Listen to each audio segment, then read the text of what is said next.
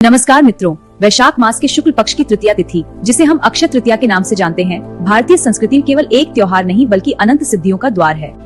अक्षय का अर्थ है जिसका कभी क्षय न हो, जो कभी समाप्त न हो। यह दिन सौभाग्य, दान और संकल्प की शक्ति का प्रतीक है। पुराणों के पन्नों को पलटें तो इस एक दिन के साथ मानवता के सबसे सुंदर और प्रेरणादायक अध्याय जुड़े हुए हैं। सुदामा और कृष्ण सांदीपनि मुनि के आश्रम में साथ पढ़े थे। समय बीता, कृष्ण बने द्वारका के राजा और सुदामा एक गरीब ब्राह्मण ही रह गए। हालात इतने बुरे थे कि बच्चों को भूखा सोना पड़ता था। आपके मित्र लक्ष्मीपति हैं, एक बार उनसे मिल क्यों नहीं लेते? सुदामा खाली हाथ नहीं जाना चाहते थे, इसलिए उनकी पत्नी ने पड़ोस से मांगकर 4 मुट्ठी चिड़वा एक पुराने फटे कपड़े में बांध दिया। जब सुदामा द्वारका पहुंचे तो द्वारपालों ने उन्हें भिखारी समझकर रोक दिया। रुकिए, आप कहां जा रहे हैं? भीख मांगनी रानी ने। लेकिन जैसे ही कृष्ण को खबर मिली, वे राजमहल से नंगे पैर दौड़ पड़े। कृष्ण ने सुदामा के पैर अपने आंसुओं से धोए। जब कृष्ण ने भेंट मांगी तो सुदामा शर्म के मारे पोटली छिपाने लगे। कृष्ण ने उसे छीन लिया और जैसे ही पहली मुट्ठी खाई, उन्होंने सुदामा को पृथ्वी का राज दे दिया। दूसरी मुट्ठी खाते ही स्वर्ग का वैभव दे दिया। जब वे तीसरी मुट्ठी खाने लगे तो रुक्मिणी लक्ष्मी जी कि अब क्या आप खुद को भी दान कर देंगे?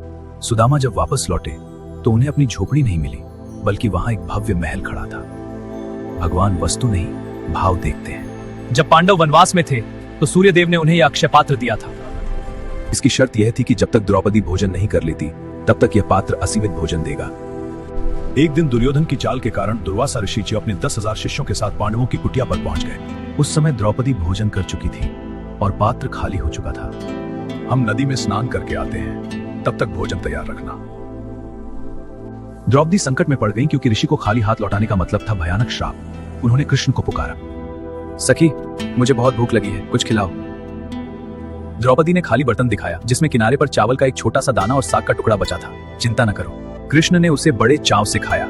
जैसे ही वह दाना कृष्ण के पेट में गया, नदी में स्नान कर रहे दुर्वासा ऋषि और उनके सभी शिष्यों को ऐसा महसूस हुआ जैसे उनका पेट गले तक भर गया है।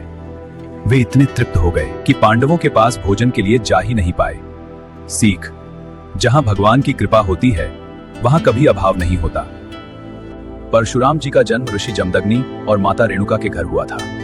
उस समय कार्तवीर्य अर्जुन जैसे अहंकारी राजाओं ने आतंक मचा रखा था।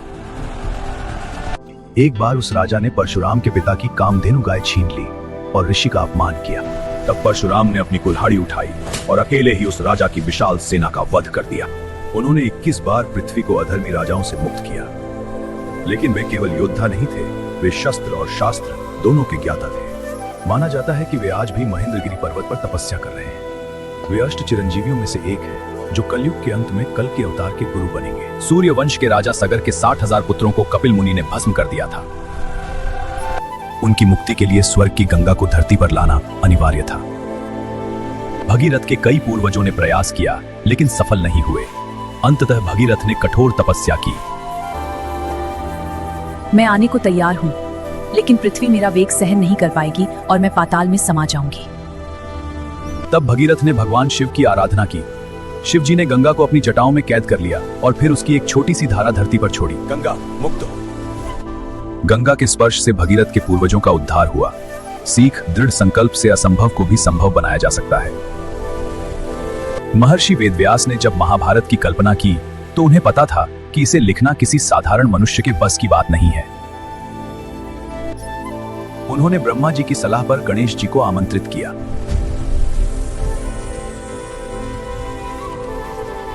हे गणेश, मैं वेदों का शुभारंभ करूंगा। शुभमस्तु, परंतु एक शर्त है। कृपया बताएं भगवान, आप जो भी लिखेंगे उसे पहले पूरी तरह समझेंगे फिर लिखेंगे। लेखनी एक बार शुरू हुई तो रुकनी नहीं चाहिए। अगर आप रुके तो मैं लिखना छोड़ दूंगा। जो आज्ञा गणेश जी।